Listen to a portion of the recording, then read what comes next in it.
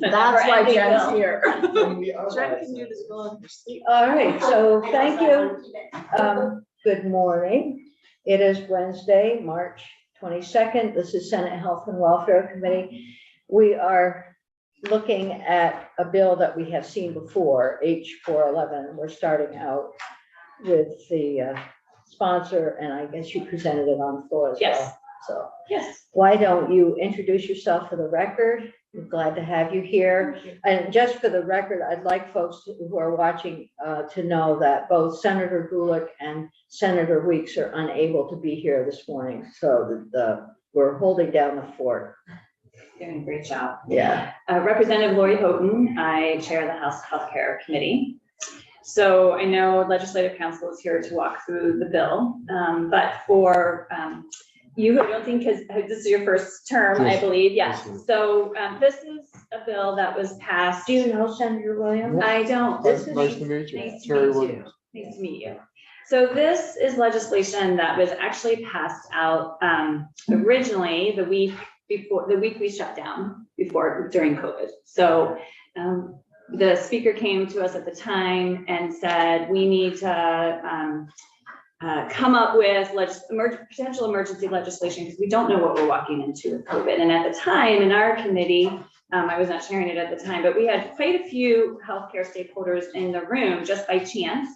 And everyone came together behind this, and then obviously the Senate did their great work with it too. And what it allowed us to do was relax some of the healthcare regulations while still ensuring we had patient safety, in mind, to ensure that we could respond to workforce issues during COVID, to allow patients to get coverage for COVID testing, for vaccines and treatments. And we allowed healthcare facilities to quickly bring in temporary nurses and physicians to fill vacancies. And so it really helped guide us through. So then we took it up again the following year because we were not yet out of the pandemic. So we have actually passed it 3 times. The last, this time, we're not asking to extend all of the flexibilities we put into place, but just the ones that we deem are most appropriate for the time we're in. And one factor that came up in our committee, because there's a lot of talk of, well, aren't we out of this? So, and we're not. So one point of time when we were taking testimony, I just want to tell you, confirmed cases in our hospitals on February 16th, 2021, there were 37. On February 16th in 2022, there were 52. And this February 16th, there were 42. So we actually had more confirmed cases still in our hospitals than in 2021. And it's still really affecting the ability for patients to get access and to for the healthcare system to work well. So we passed, there weren't many language changes. Jen can go through the language. There weren't many language changes other than to extend the date on the flexibilities for 1 year, with the intent in our committee that the stakeholders get together. This is not in language, but we spoke this, that they get together and determine what now needs to be made permanent and what could we let go, in the hopes that next year we're not doing this again. And the committee vote was 901.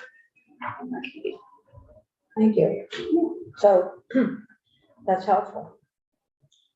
And I do remember all of our joint meetings together. I know we met jointly with when Representative Lippert was in your position. We talked a lot outside and inside and all around committee, and everyone involved. It was a tough time because we were zooming completely with this one.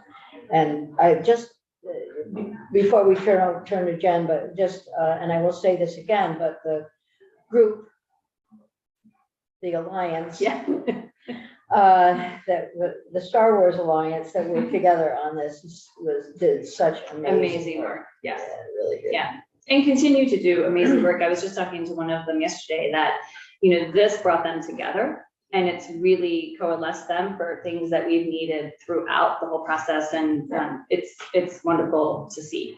And we fully supported the extensions that they requested and found through testimony that they really are still needed. Thank you. We're good. Jen Harvey. Do you want me to put the language up or just? Why don't we put it up, please? I think it'll be easier to scroll through this one. We probably don't need to have it right square.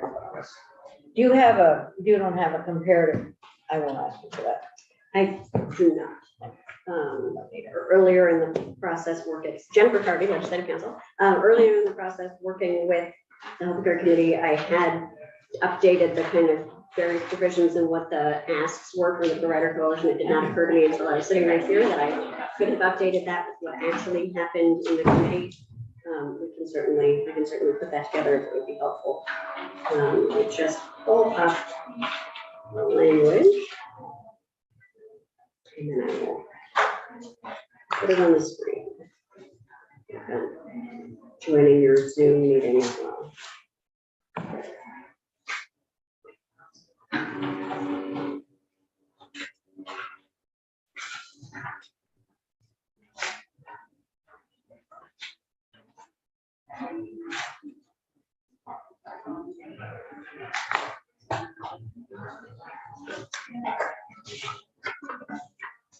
Just a question. So this is already been in this law, right? So why are we bringing it back up again? Let me share. Is sunset? There's a sunset in the Okay. bill for March 31st, Okay, 2023. So everything in the bill ends next week. And anything that is to be extended needs to be signed into law by the governor by next March 31st. okay. So not everything in the original bill is here, but there's some things that are critically important. Right, we will walk through them. And actually, it might, usually we skip through all of that language there that says. Yeah, no, I think this, that, it's and the helpful. other. Right, so as Representative Houghton said, this bill was really begun just before the building shut down. The building shut down on the last day in the building was Friday, March 13th, 2020. Senator Hardy's birthday. And, Yeah. and that's when the House passed the bill out. So it was really written in about 24 to 48 hours before the House, or before everybody left the building. And then the Senate, this committee took it up. It's actually before we were using Zoom. It was mostly by phone. It was telephone. by Yeah. Oh, conference that's call. right. I remember that. That was so awful. It was horrific. Because I remember doing it from my kitchen table with the phone up to my ear when we thought maybe we'd be out for 2 to 3 weeks or something. So as you can see from the history here, the first act that dealt with this topic was 2020 Act 91 of 2020. So that's the first one listed there, because we're amending, sort of citing the history of all of the acts that have touched these provisions in the past in order to amend the most current version. So it was Act 91 of 2020, and then it was amended by Act 140 later in 2020. That was the session that did not end. Then it was also touched by Act 159 of 2020, which just dealt with one piece of it. Then it was extended in Act 6 of 2021. It was touched again by Act 69 of 2021. It was extended by Act 85 of 2022. So when I'm saying it was touched, there were little pieces of it that were tinkered with, but some of these were big extensions, the year-long extension date. So that's what most of these are. So there's quite a history of things happening with this bill. One thing it does mean is that it gets a little bit confusing to be referring to sections of bills, because section 1, I will highlight here, section 1 of this bill is going into that Act 91, and it's only amending certain sections of it because the rest have been either allowed to expire or some of them were codifying provisions that just stayed in the statute law. So we jump first to section 4 of Act 91 in section 1 of the bill. And section 4 is the provision that allows the Secretary of Human Services to waive or permit variances from certain state rules and standards governing providers of healthcare services and human services as necessary to prioritize and maximize direct patient care, support children and families receiving benefits and services from the Department for Children and Families, and allow for continuation of operations with a reduced workforce and with flexible staffing arrangements that are responsive to evolving needs, and then recognizing we can only waive to the extent permitted under federal law. So most of that is in the existing law, but what we're looking at here and what you'll see throughout this bill is an extension from March 31st, 2023. That's crossed out to becomes March 31st, 2024, as proposed by the bill. So it would extend that flexibility for an additional year. So has federal law changed? The federal, federal law in this area, I don't believe has changed as far as our ability to waive things. But for example, we couldn't waive requirements from the Centers for Medicare and Medicaid Services about what services would be covered with federal matching dollars. So that wasn't something, that's just sort of an overarching principle. Right. But the list of rules that the Secretary of Human Services can permit variances from, there's a catch-all at the end, but we're looking at things like hospital licensure and reporting, nursing home licensing, home health agency, designation and operation rules, various other long-term care facilities, standards for adult day services, designated and specialized service agency designation and provider rules, child care licensing rules, really allowing services to be provided more flexibly without being necessarily having to stop because we had a reduced workforce or staffing arrangements that are not the same as what we would ordinarily have. And then there's this catch-all at the end. Did the governor ever lift the state of emergency? Oh, yeah. Yes. He did, Yeah, okay. Yeah, so we are not up. So that's actually a great question. The original versions of this were linked to the state of emergency itself. And then as it became clear that there were some needs in the healthcare system that were going to last longer than the declared state of emergency that might be necessary to do other things for the state's public health, we decoupled these flexibilities from the state of emergency itself and went with a date certain that happens during the legislative session to allow you to continue to revisit this on an annual basis. Okay. And then as Representative Houghton said, the directive to the provider coalition, several members of which are in the room, was to take this year as kind of a potentially last year to have these flexibilities. And if there are things that they think they need ongoing, to propose those for ongoing legislation. That's a good question, because I forgot that. Mhm. That was great. And the federal public health emergency is scheduled to be lifted on May 11th of this year. So some flexibilities under federal law will go away with that, and we will see at least one of those pieces. I'll touch on that when we get to the telehealth. So Section 5 of Act 91, which is the next one that gets amended here, does the same date extension to allow the Green Mountain Care Board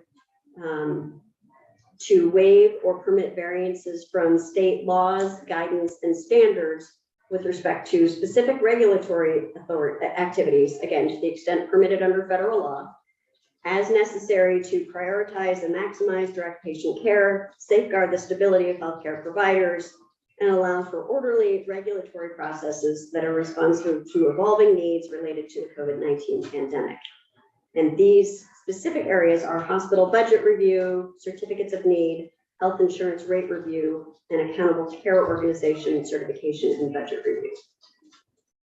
I will say, I received the letter. I thought Alex may have, I don't know if you've gotten it as well, from the Green Mountain Care Board affirming that they're fine with this. So that's good to know. And I don't know if you got I that. have a very brief email. from That's them. it. Yeah, and it's been posted. That's it. It's posted. Okay, we're good. And most of these are, this one, I think, the last one, these are mays, right? They're not shallow. Yes, So it's they're only all- just they're all flexible. mays. Yes. Yeah. May waive, May. and it's really for specified purposes. Section 6 extends the date, again, to the extent permitted under federal law. And we say this a lot in here to sort of flag for anyone watching at the federal level that we do not intend to do anything that contravenes federal law. We're required to do things only to the extent permitted under federal law anyways. We don't, even if we didn't say it, it would still apply, but we're being explicit about it here. So until March 31st, this would say 2024, it requires DEVA to relax provider enrollment requirements for Medicaid and DFR to direct health insurers to relax their provider credentialing requirements for health insurance plans in order to allow for individual healthcare providers to deliver and be reimbursed for services provided across healthcare settings as needed to respond to Vermonters' evolving healthcare needs.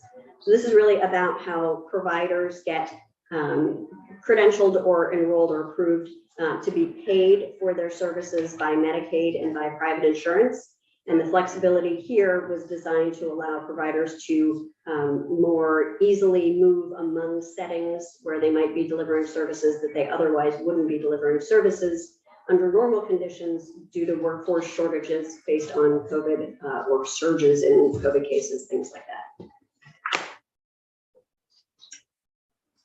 The next section of Act 91 is Section 8, and this is around the Department of Financial Regulations Emergency Rulemaking Authority. So this is actually getting narrowed excuse me, from what they had authority to do. You'll see some language coming up is getting crossed out. So first starts out with a statement of the intent of the General Assembly to increase Vermonters' access to medically necessary healthcare services during and after a declared state of emergency in Vermont as a result of COVID-19.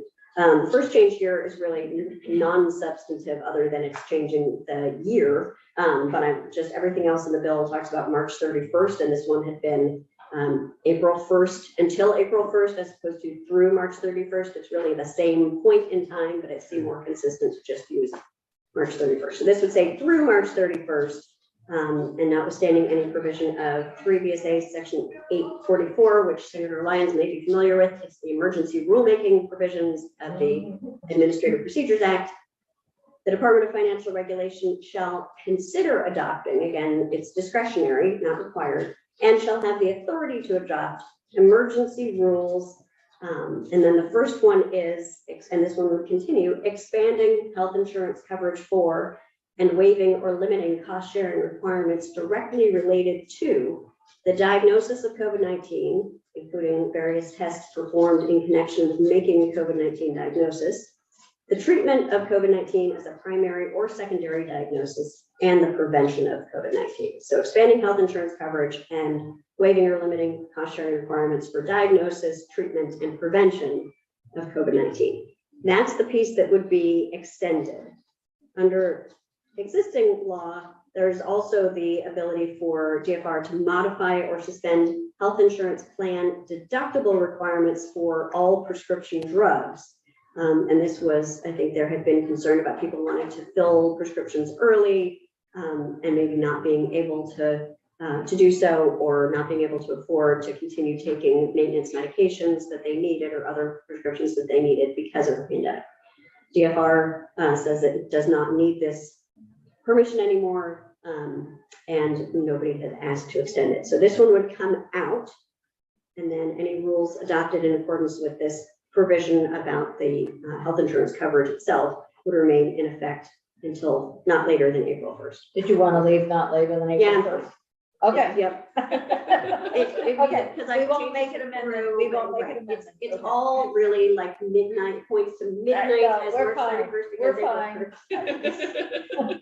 Yeah, Senator. I'm just wondering with the different variants of the COVID, are we limiting ourselves by saying COVID-19? That's a great question that came up in the healthcare committee as well. I checked in with DFR to see if they wanted if they wanted it to say something broader, if they thought it should say the SARS-CoV virus.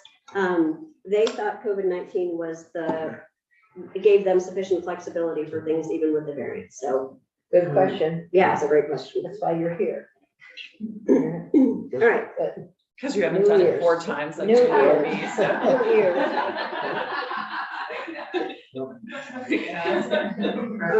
Section 12 is on buprenorphine prescription renewals.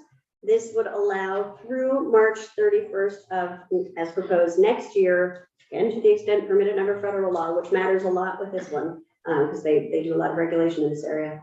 A healthcare professional authorized to prescribe buprenorphine for treatment of substance use disorder may authorize renewal, so not a new prescription, but renewal of a patient's existing buprenorphine prescription without requiring an office visit.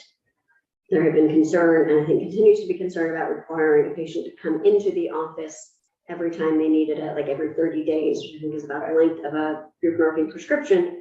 I think there may be some additional efforts happening in other committees to make this an ongoing requirement that had been in an earlier, as a request from the Provider Coalition, it had been in an earlier version of the Healthcare Committee bill, but it's really a House Human Services Committee issue. Yeah. And the Human Services Committee did not have time to take it up before the bill needed to get out. And so we stuck It with might just show this up extension, somewhere, you right, never but it know. may show up somewhere else Might show up in this committee. somewhere. All right.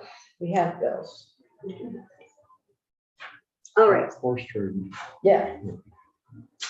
So then we skip, as you can see, there are a number of numbers, section numbers from the original Act 91 that are just getting skipped over because they've either expired and nobody asked to renew them again, or because they were originally codifying language in the statutes that continues. So now we jump to section 17, and this deals with the Office of Professional Regulation and Board of Medical Practice and their interaction with out-of-state healthcare professionals.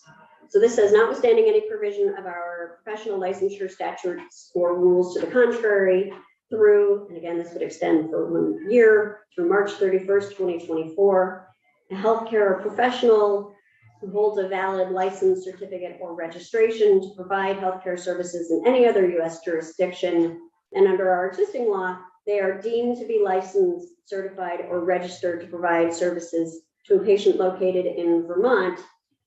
Originally, this was included telehealth. We've dealt with telehealth in different ways on an ongoing basis. So telehealth is not in here anymore, but they are deemed to be, I'm just going to use the word license for simplicity, licensed to provide services to a patient located in Vermont as a volunteer member of the Medical Reserve Corps, or for a period not to exceed 6 months as part of the staff of a licensed facility, other healthcare facility, or federally qualified health center, as long as they do certain things. I just want to come back up to the new language here that's underlined, and it says, so they would be, this is somebody who holds a valid license, certificate, or registration to provide healthcare services in any other U.S. jurisdiction in a profession regulated by the Board of Medical Practice. So those are your MDs, physician assistants, radiologist assistants, podiatrists, anesthesiologist assistants, I think that's the list.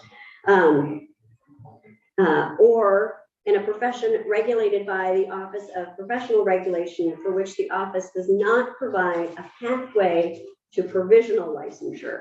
And this is something that was added in this provisional licensure idea was added in an earlier version of this COVID flexibility, so that there was a way for out-of-state providers to get more quickly licensed or temporarily licensed while they worked on the full process to provide services here. And so the request from the OPR and the Provider Coalition was to take those who have an option of the provisional licensure pathway out of the scope of this deemed licensure and leave them under OPR's regulation through that There's process. another section somewhere in the bill, I guess, coming up where it says when it's operational. Yep, that's different. That's something That's a else, different. but yes. Yeah, okay. I think the pathway to provisional licensure is an evolving process Yeah. where OPR is adding more, the ability to do this with more professions.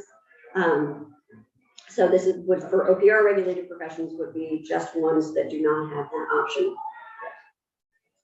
So beginning to narrow the scope of what's allowed through this flexible process. And so in any event, the healthcare professional from out of state, in order to have this deemed licensure, must be licensed, certified, or registered in good standing in the other places in the country where they hold a license, certificate, or registration.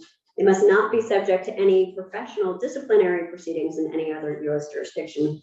And they must not be affirmatively barred from practice in Vermont for reasons of fraud or abuse, patient care, or public safety. So if they've had a bad interaction with Vermont in the past where Vermont has barred them from practicing here, then they can't come in through this deemed licensure.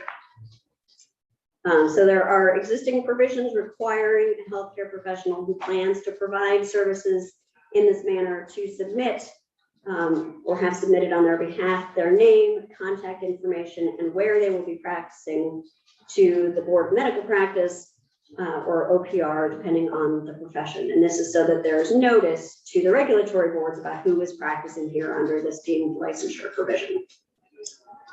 It makes a healthcare professional who delivers healthcare services here under the deemed licensure, makes them subject to the imputed jurisdiction of the Board of Medical Practice or OPR.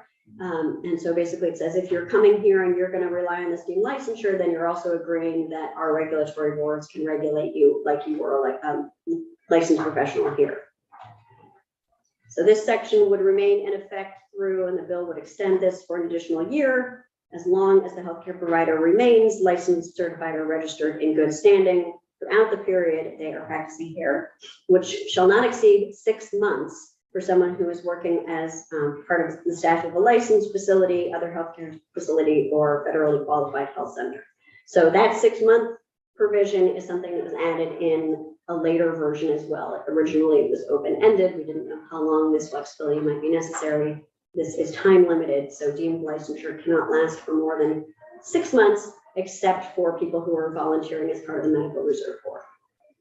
And then it requires and updates the dates for which the Board of Medical Practice and OPR must provide appropriate notice of the upcoming expiration date when this deemed licensure flexibility goes away to healthcare professionals who are using it, the Medical Reserve Corps, and the facilities where healthcare professionals are providing services. E was just, there was some concern about the potential for federal waivers of healthcare professional licensure requirements, and saying we're not trying to change anything about that.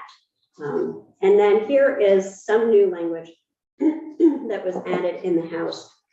And this comes back to the idea we looked at earlier about how healthcare providers get credentialed or enrolled in order to get paid for the services that they're delivering.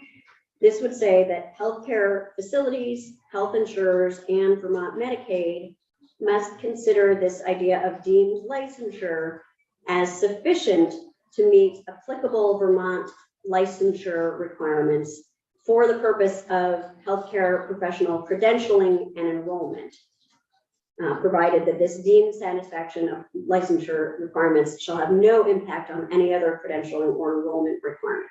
So what this is saying is if a payer, for example, Medicaid or an insurer, requires, which I believe they do as part of their credentialing process, that in order to get paid for delivering services to their insured patients, a healthcare provider has to be licensed in Vermont. This deemed licensure provision satisfies the licensed in Vermont portion of that credentialing requirement, but nothing else. You still have to, the provider would still have to satisfy whatever the other credentialing requirements are. Does that make sense? Yeah. All right. Then we're going to move to telehealth. So this is the other piece that Senator Lyons was looking for, I think, not this first section, but a later one. Waiver of certain telehealth requirements for a limited time. So under our existing provisions, the law allows through March 31st of this year, and the bill would extend for next year, certain provisions related to delivering healthcare services through telemedicine or store and forward means to be waived to the extent that their waiver is permitted by federal law or guidance regarding enforcement discretion. And this had been more extensive in earlier versions. It has now been reduced by last year's version to just the requirement, waiving the requirement that the provider use a connection to provide a platform to provide telemedicine or store and forward services that complies with HIPAA requirements, the Federal Health Insurance Portability and Accountability Act, if it is not practicable to use that kind of connection under the circumstances.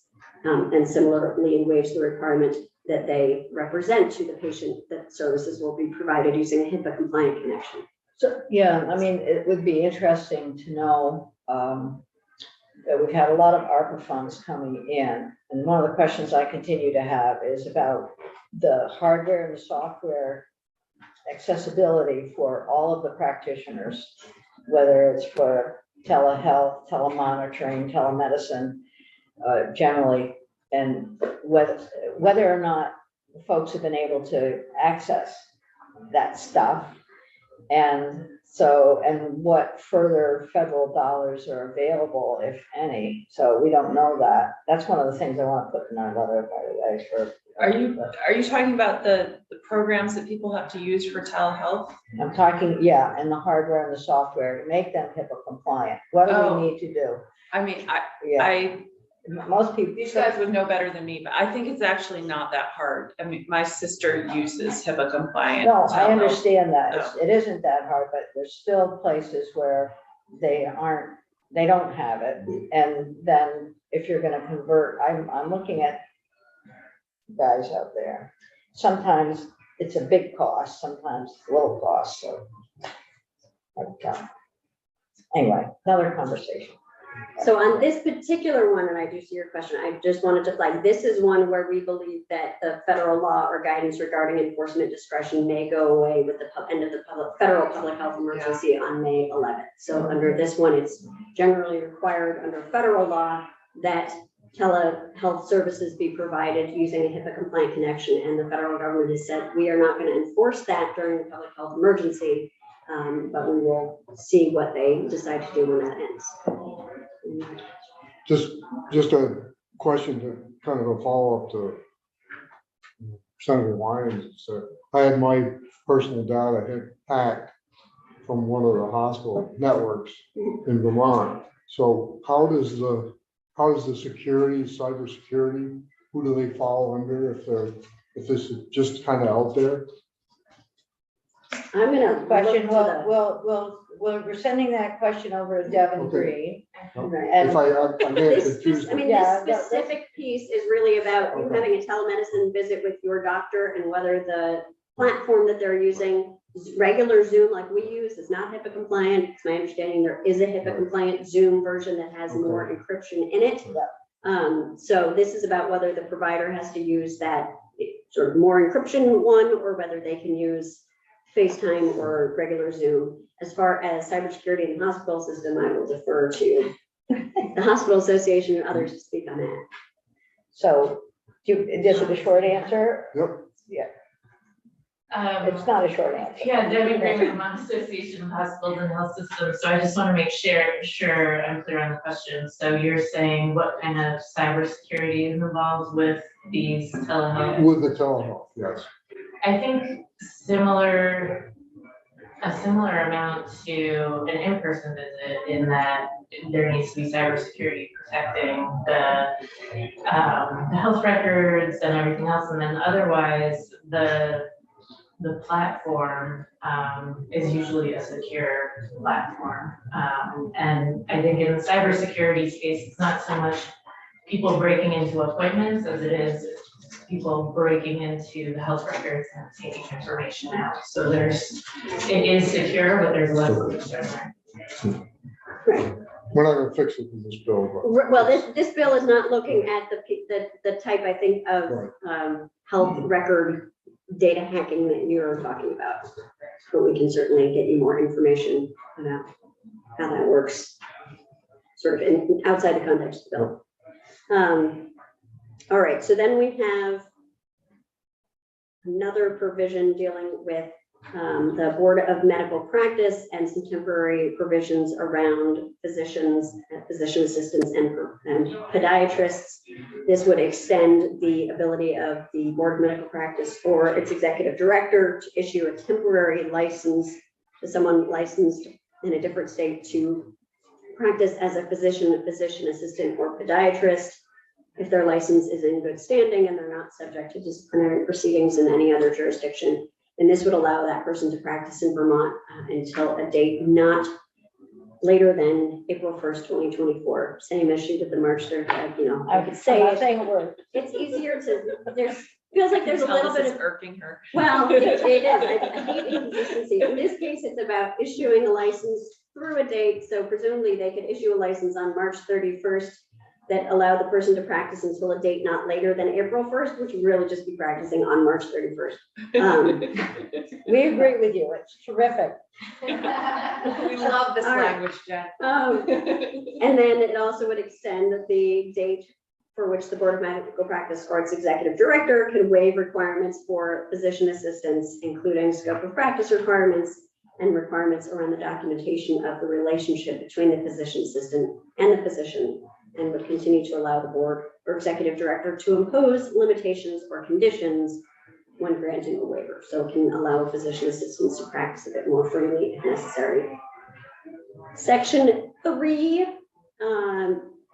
actually repeals a sunset, so you have to get your brain around this one a little bit. In an earlier piece of legislation that then has been picked up in the COVID extensions, actually this committee will know that there's a list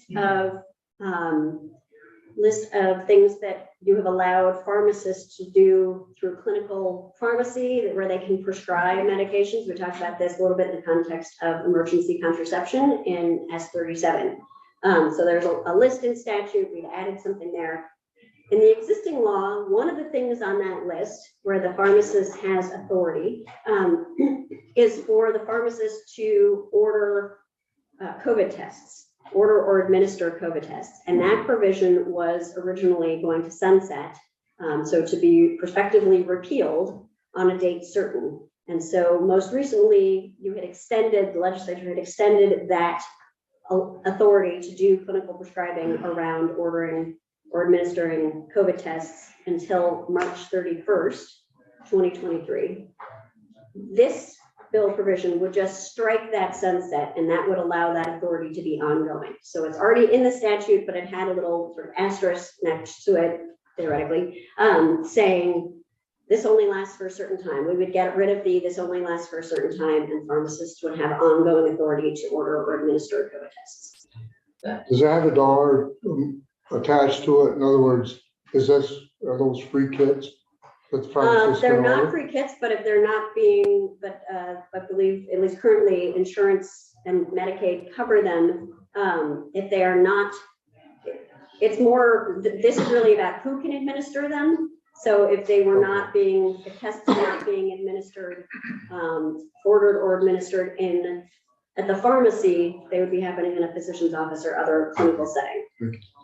This also comes up in the miscellaneous OPR bill that we just walked through yesterday in Okay, my good to other know. committee. Oh, And it may be just doing the same thing. I can't Okay. remember what it is. Let me- thank There's a you. bunch of Okay. miscellaneous things in that bill.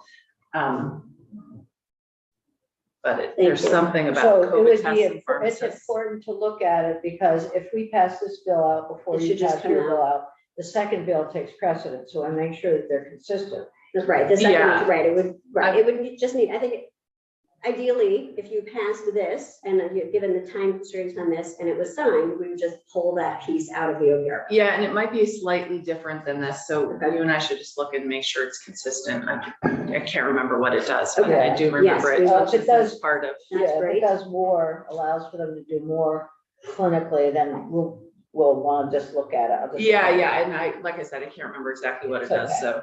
That's we a just great went through flag it. that it's out there though, so we'll look at it and we'll just make sure. We've done this with other bills before where there are sort of Right, provisions that might be in conflict, and just making sure they either match or it only goes in one bill. Okay, so now this is the telehealth piece that I was thinking of.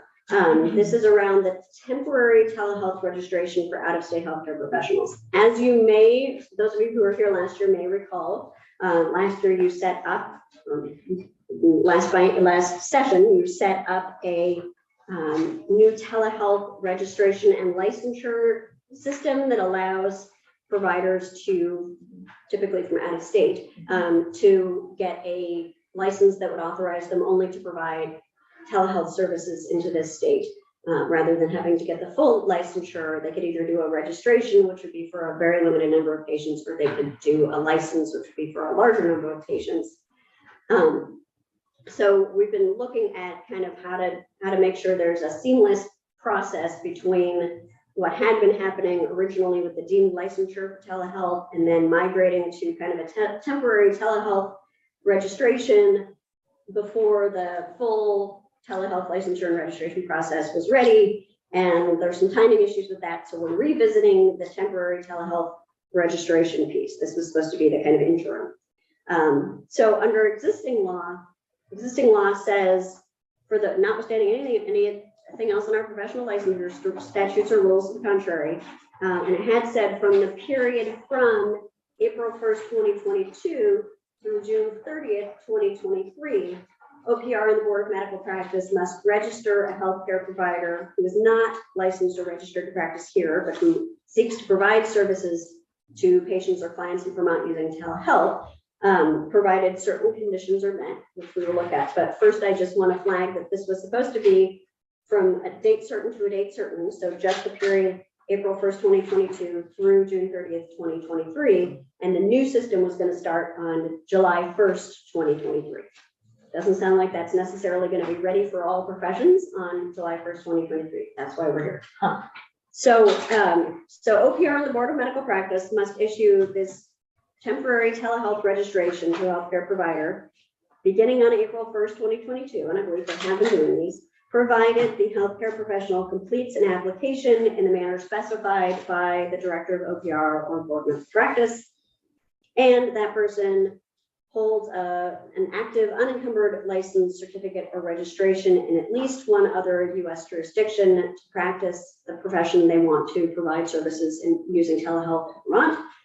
Their license, certificate, or registration is in good standing everywhere else they have one, and they provide verification of their licensure, certification, or registration to OPR or the Board of Medical Practice as appropriate. So far, the only change we've made is to take off the end date, and then we explain how this is going to work.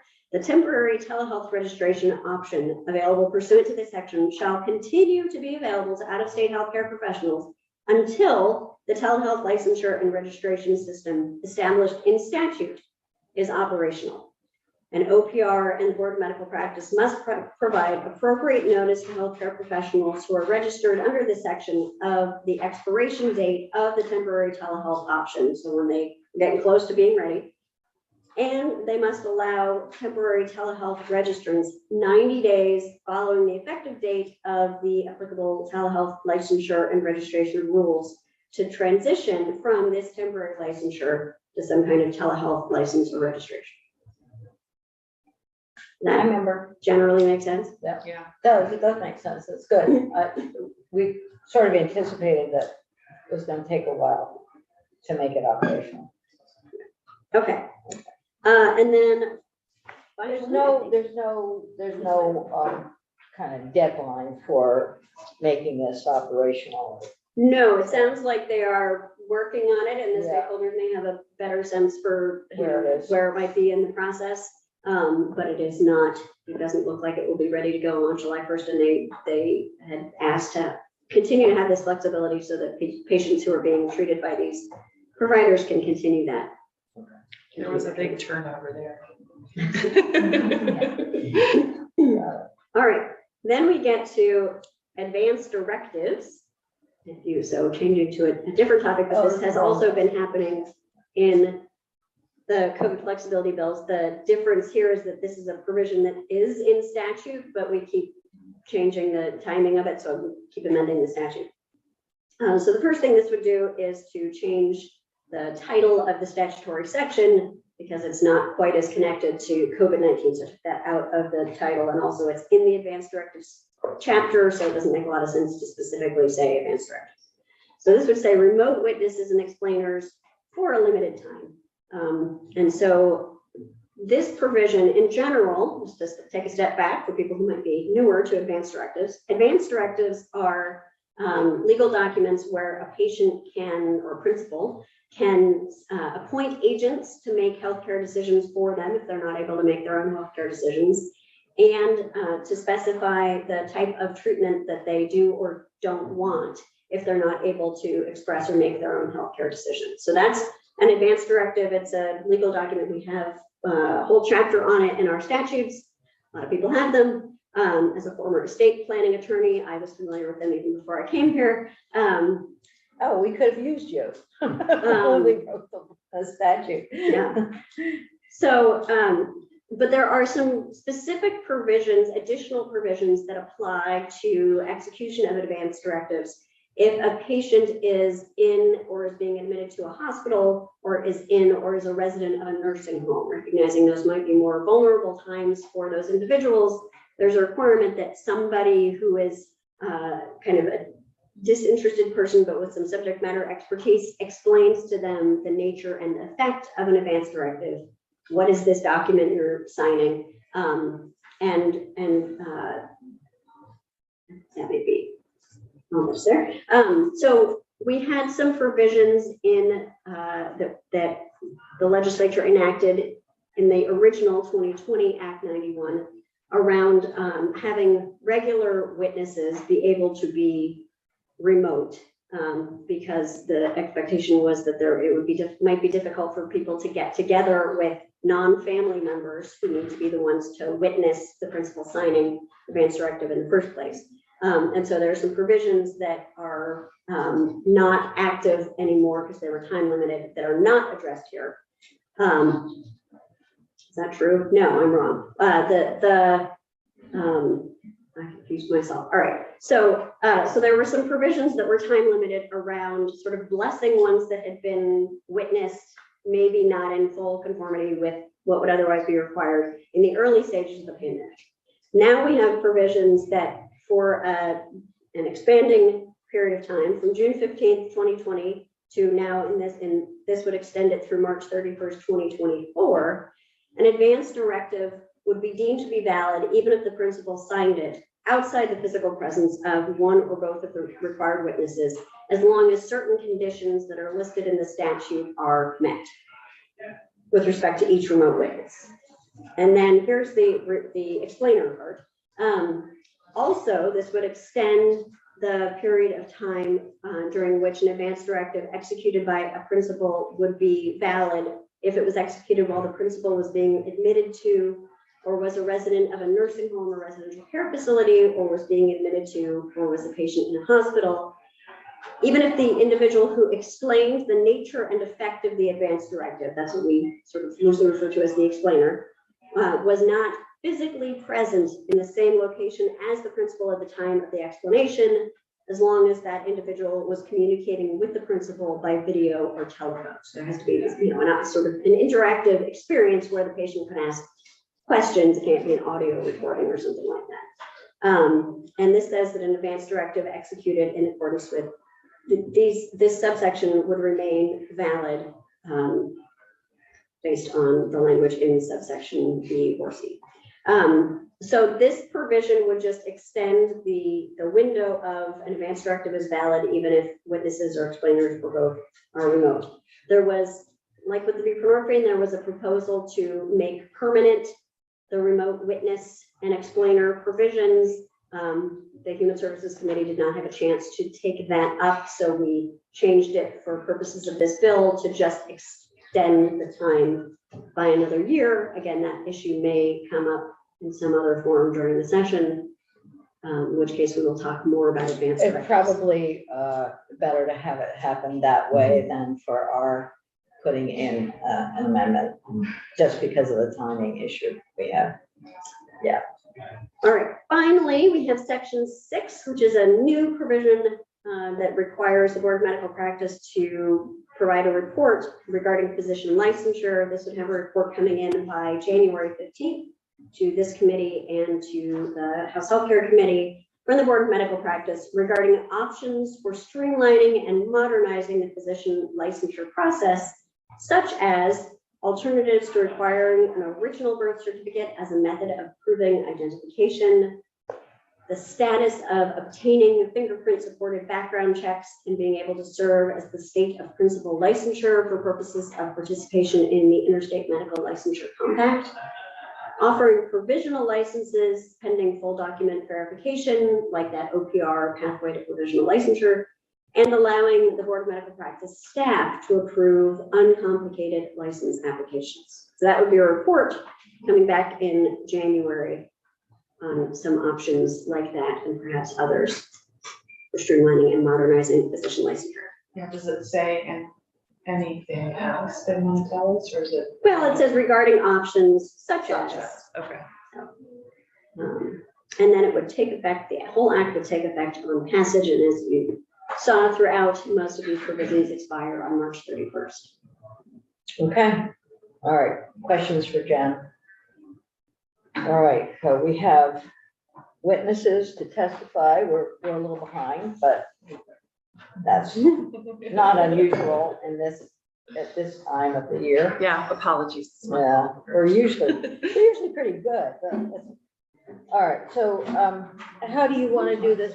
Jill, are you wanting Yeah, we're to? just debating that, but Wes, why don't I just sit in the chair and You then can do call that, or you phone a can friend? come up and you can sit together. Okay, all right, or that, I love it when they're next to me. Yeah, it's nice to have a friend, isn't it? Yeah. You can pull your chairs up if you'd like, put your iPads or your computers up on the table.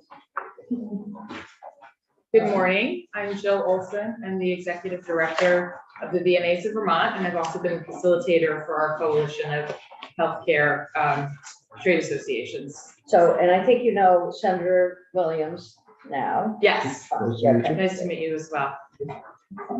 I'm Devin Green, I'm with the Vermont Association of Hospitals and Health Systems. I'm Jessica Barnard with the Vermont Medical Society. Okay, Great. Why don't I just start? We wanted to all be here because there are a few sections of the bill that if you have questions, different of us are expert at them. I think though the main thing we just want to emphasize is the importance of getting this bill across the finish line in time so that we don't have a gap in the provisions that are here. We do hope not to come back next year. We hope to have made permanent anything that needs to be made permanent. Really what's left in this bill is largely related to the workforce crisis in which we find ourselves at this moment in time. So it's really far more serious than it in some ways it ever has been. And so while the acute phase of the pandemic appears to be behind us for now, the workforce crisis and the fiscal crisis in the healthcare system is pretty substantial. So that's why you still have before you a bill that helps us get providers. Mostly what it does is helps us get providers into the field quicker. That's what a lot of the provisions do, plus a few other items.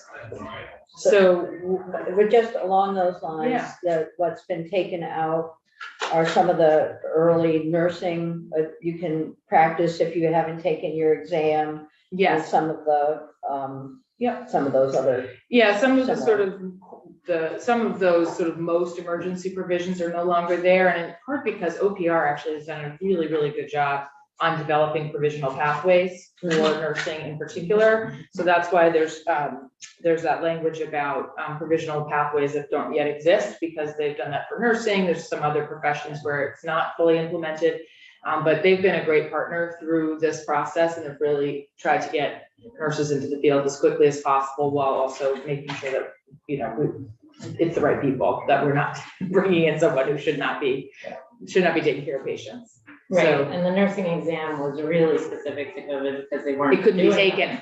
Yes, they were couldn't holding take it. Now, Right, yeah, so we had- now they're holding them. Right, we had nurses coming out of nursing school who couldn't take their exam. Yeah. Yeah, so yes, those have fallen away. There were lots and lots of telehealth provisions in the original bill, Yes. most of which have been made permanent in some way. So we've done quite a bit of work. I do hope that we'll see the advanced directive language become permanent so that we won't have to come back to this. It just couldn't, that again, wasn't happening quickly enough. And we don't want a gap. And we met with the Board of Medical Practice a couple months ago, and they seem very open to looking at their practices and trying to streamline this a little bit more. So we're hoping in the off session, we can work with them and come back with a proposal next year. Good, Yeah. terrific. So I think what we've tried to do is bring you a bill that, as far as we know, no one objects to. We tried to work out all the issues when we were still in the house, and that's why you've gotten lots and lots of emails from DFR and from the Agreement Care Board and the Agency of Human Services, I think. So we don't know of anyone who has any objections to the bill at this moment. So we're really just urging you to pass it right away so that we can get over all the procedural hurdles we need to get to in order to beat our March 31st deadline. Yeah, this is really to just ensure that there's no gap in, Sure. you know, the regulations remain smooth for us, as. I have two questions. One, the first question is, has this been effective? What is the effectiveness of the past flexibilities that we've had in place? It's my first question. My second question will be, why do we need to go forward with it to 24? And so I know we've heard some of that, but just if you could talk a little bit about the effectiveness. And I know that when Representative Houghton was here, she talked about the increased numbers of folks in hospital as a result of COVID. So that in and of itself demonstrates a need going forward. But if you could just talk about the effectiveness and just really briefly, because that's the kind of what, that's what we need to know. Well, I'll say that one of the issues that prompted the language around that bridging the gap until the temporary, not the permanent telehealth licensure flexibilities go into place was Dartmouth Health saying, if this goes away and we don't have a bridge for the next couple months until OPR, the Board of Medical Practice, finishes their rulemaking around telehealth registration and licensure, we're gonna have hundreds of providers who from one day to the next can't continue to provide telehealth services to Vermont patients. So that's an example of, we don't have this bridge, we're gonna have an immediate gap of, an access to healthcare services issue on April 1st.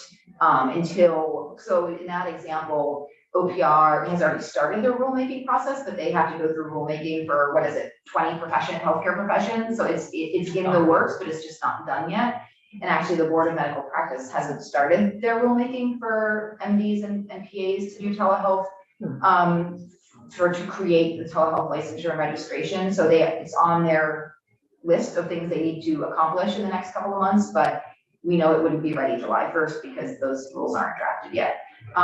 So that's just a really concrete example. And I know there are others from. Yeah, I'll say it was very crucial for, I think you've heard me talk about how we've been struggling with patients who are ready to be discharged and there's no place for them to go. And a large part of that is lack of staffing in nursing homes. And the licensure piece has played a key role in getting workforce into the nursing homes through travel agencies to then take those patients out of our hospitals. And then it's also played a big role in our hospitals, particularly for nurses. And then there's been a few physicians, but when we needed the physicians, it's been pretty crucial. It's been we need the surgeon for a weekend or something like that. So I would say that this has been extremely helpful and needed going forward, particularly as we see the flu and COVID changing. We're at capacity right now, but we haven't been seeing the typical seasonality that we do, and we've been seeing it happen in November or in December a lot more rapidly. We had the pediatric crisis in the fall, and normally we don't see that until later in the year. So it just really helps to have these protections in place so that they're available when we need them. Yeah, and I would just add, I think one thing that's been really, one of the things that I think has come out of this bill is that there actually are a lot of things that are now that are either currently built or being built to streamline getting the workforce into the field as quickly as possible while also maintaining safety. I think those were changes that needed to happen. We needed to have ways to provisionally license nurses who were clearly practicing in good standing in other states. There's no reason not to be able to quickly get a nurse into the field if one's willing to come here. So I think it's actually had that effect too, where there's just a lot that's now going to be made permanent. And in terms of the date, it's really to give us enough time, but also to make sure that and this was actually Lauren Hibbert from OPR had the brilliant idea of making sure we had everything expire on March 31st, so that anything that was sort of, if there was any kind of problem, there was time in the State House to sort it out. So that's why we don't want it to end before you're back, and we don't want it to end right, and we don't want it to end so early in the session that if there were something where there was something left outstanding, we wouldn't have time to work through the process. It's hard enough to meet the March 31st deadline. But we hope to not come back.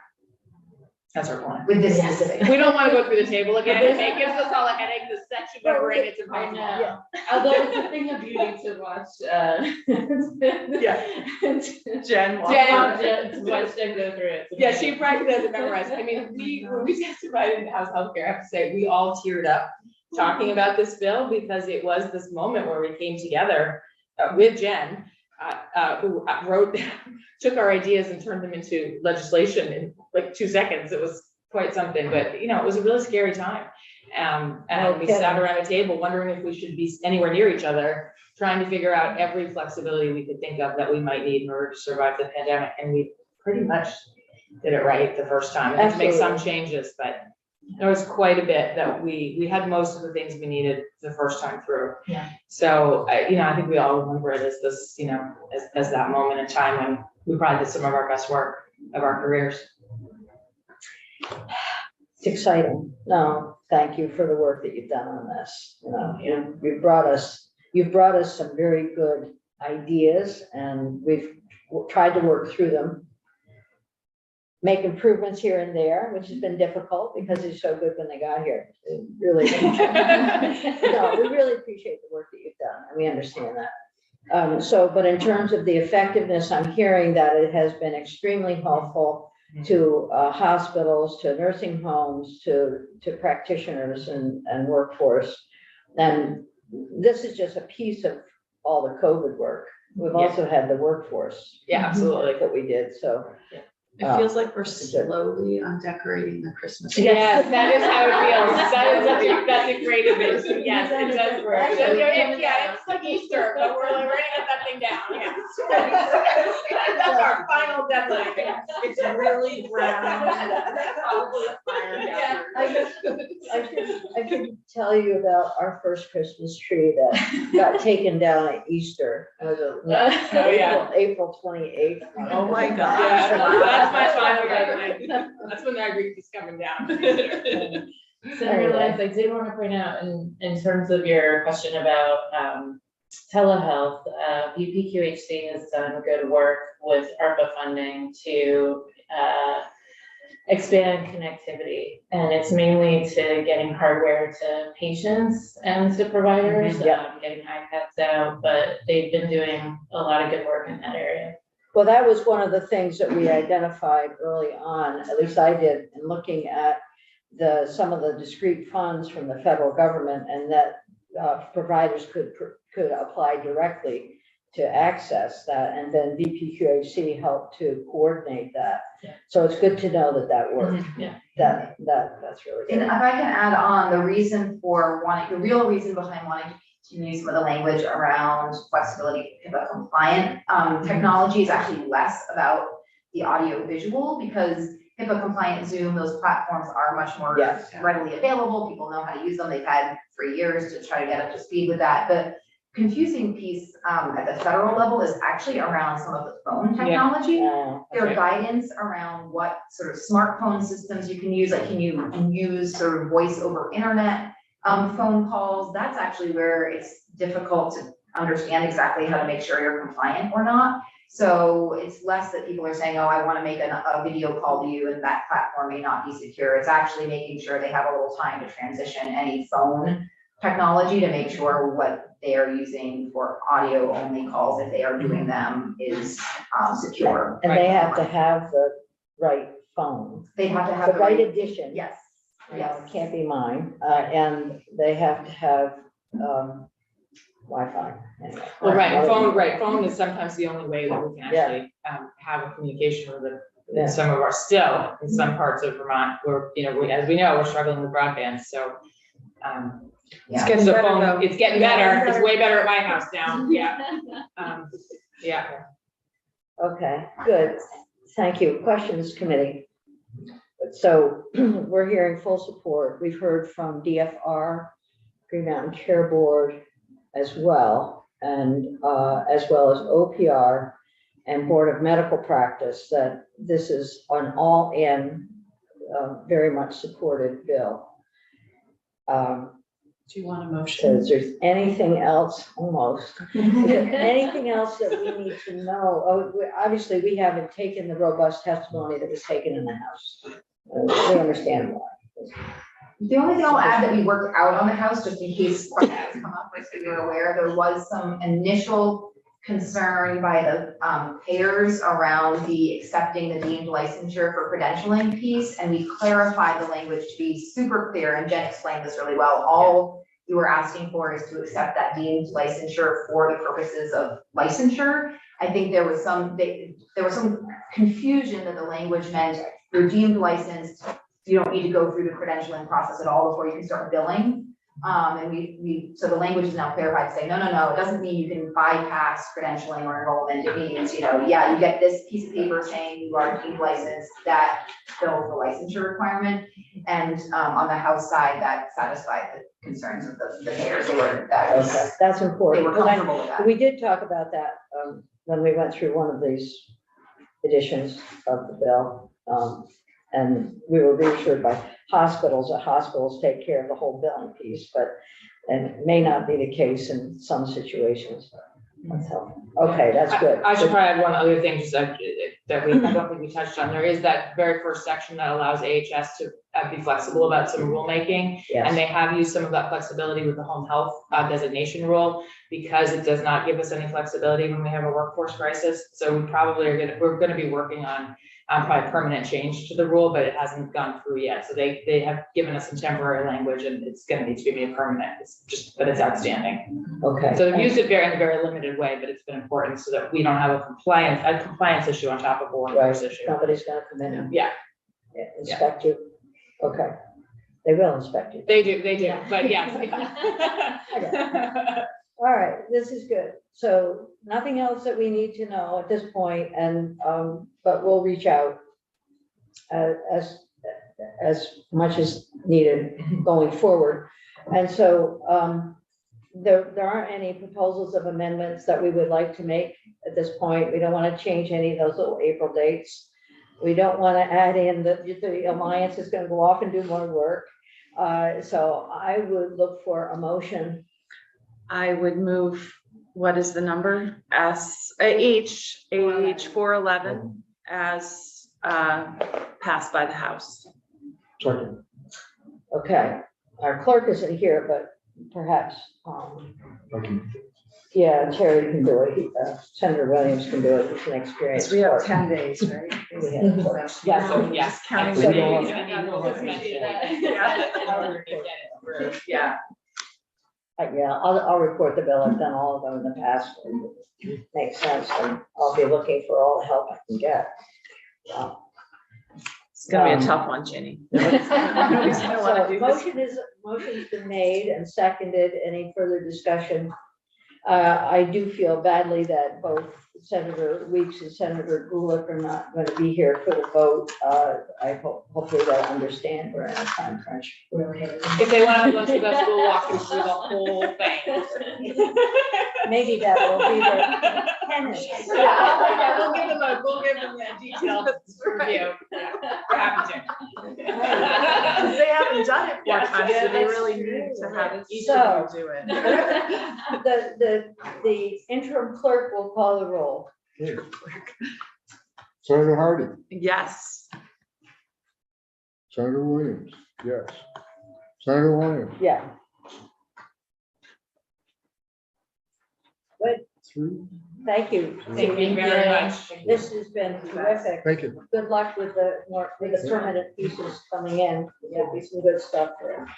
Thank you. Thanks for the support. All right, so we're gonna take a little break. Ready? We'll take a break. Hold on a second before we take a break. What time are we scheduled at 10? And, 15. Do we have cases in before 10:15? Unfortunately. And no, neither one. We're gonna have some time. Okay. So, thank you do both. these 2 bills, S91 and 89, do we have actually possession of them, or are No. we just doing a drive-by? No, they are in Senate Judiciary, but they contain a lot of our jurisdiction. Got it. So we're gonna go through them, and then if we're still alive a little bit, So then if we have to, I'm gonna ask to pass over them once they're up on the floor. Got it, okay. Yeah, so, or if they go to another committee, we're gonna just take time. If we call them in, it really essentially stops them, and these Yeah. are really important. So what we will do, We're ahead of schedule holy, I never, I by a didn't, lot. I really didn't expect that. Can I just grab Devin before